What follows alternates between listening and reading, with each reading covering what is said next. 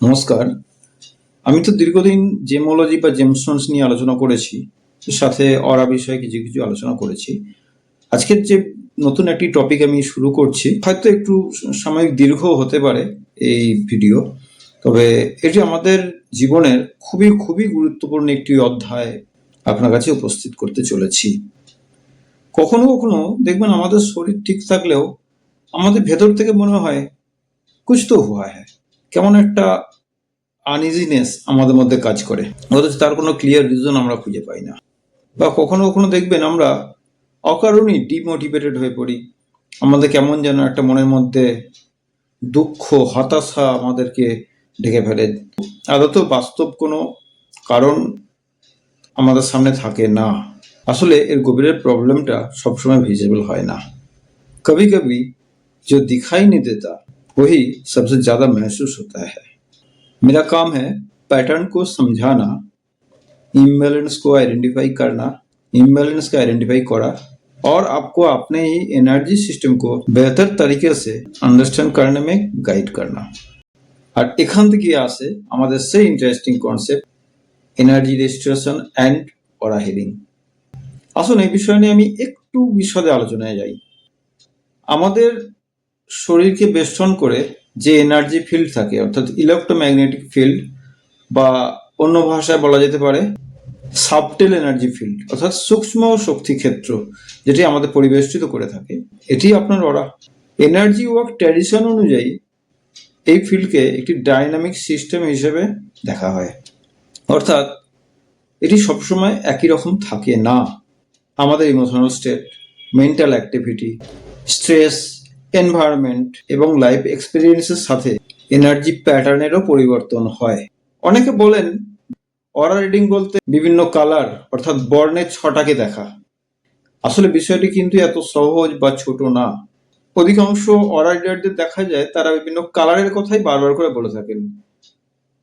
আসলে এই কালার থেকে কি সমস্ত কিছু জানা সম্ভব? আমাদের জানার প্রয়োজন আছে what is the pattern, where is the imbalance, অর্থাৎ আমাদের যে অরার ইমব্যালেন্স ঠিক কোন অবস্থানে, হোয়ার ইজ দ্য ডিপ্রেশন, কোন অংশে ঘাটতি রয়েছে, and what is the overall energy state. Professional সেশনের প্রথম ধাপে যেগুলো বিশ্লেষণ করা হয়, যেমন এনার্জি অ্যাসেসমেন্ট, এখানে বিভিন্ন এনার্জেটিক প্যারামিটার্সগুলো, বিশেষ করে ডেনসিটি, ইন্টেন্সিটি, ফ্লো, ব্যালেন্স এবং ওভারঅল প্যাটার্ন, এগুলোকে বিশেষভাবে গুরুত্ব দিয়ে বিশ্লেষণ করা হয়।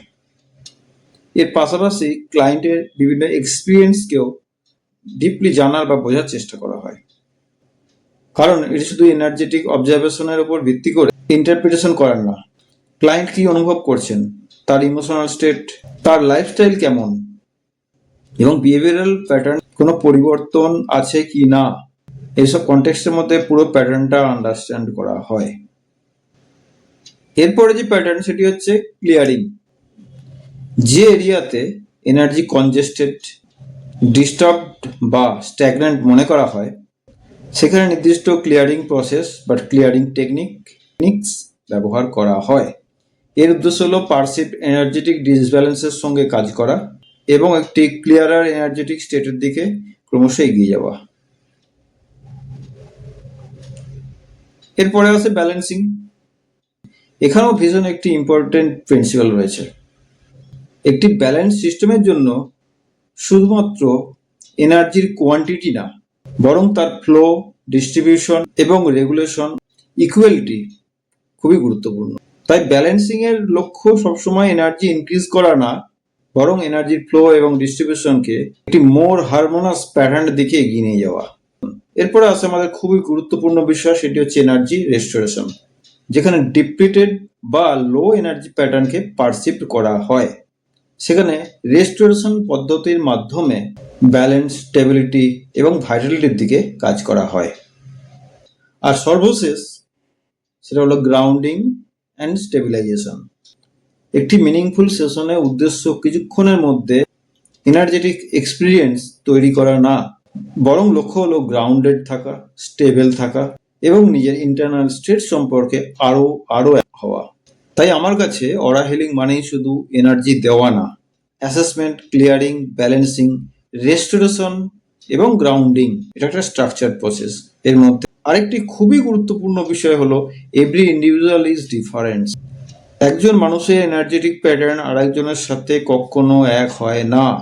हर किसी के लिए एक ही টেকনিক नहीं है। সবার জন্য একই রকমের অ্যাপ্রোচিং অ্যাপ্রোপ্রিয়েট হবে এমন কোনো কথা না। একজন প্র্যাকটিশনার বা হিলারের কাজ শুধু টেকনিক পারফর্ম করা না, বরং observation, observe the individual, understand the pattern, interrupt the signals, work accordingly and create awareness. কারণ আমার কাছে সবচাইতে গুরুত্বপূর্ণ বিষয় হলো ক্লায়েন্ট যেন নিজের energy pattern, behavioural pattern, overall wellbeing সম্পর্কে আরো সচেতন হতে পারে। मेरा काम आपको डराना नहीं है, मेरा काम आपको मिराकल प्रॉमिसेस भी नहीं करना है। আমার কাজ হলো আপনার অরার প্যাটার্নকে অবজার্ভ করা, তার মিনিং বুঝতে আপনাকে সাহায্য করা, যেখানে ব্যালেন্সের প্রয়োজন সেখানে কাজ করা এবং আপনার নিজের সঙ্গে নিজের কানেকশনকে আরো সুদৃঢ় করার গাইড করা। বিষয়টা একটু ভিন্নধর্মী তো, তাই হয়তো অনেকের মগজের উপর দিয়ে বেরিয়ে গেল। আমি সুজয় দাস, জেমস্টোন এক্সপার্ট, আর অন্যদিকে অরা এনার্জি কনসালটেন্ট। আজকের আপাতত এটুকুই। এরপর যদি আপনারা জানতে চান যে এনার্জি প্যাটার্ন কিভাবে অ্যাসেস করা হয় বা অরা হিলিং যে সেশন কিভাবে কাজ করে, পরবর্তী ভিডিওতে আমি স্টেপ বাই স্টেপ এক্সপ্লেন করব। তো এখনকার মতন এখানেই থামছি। নমস্কার। Understand your energy and understand your self.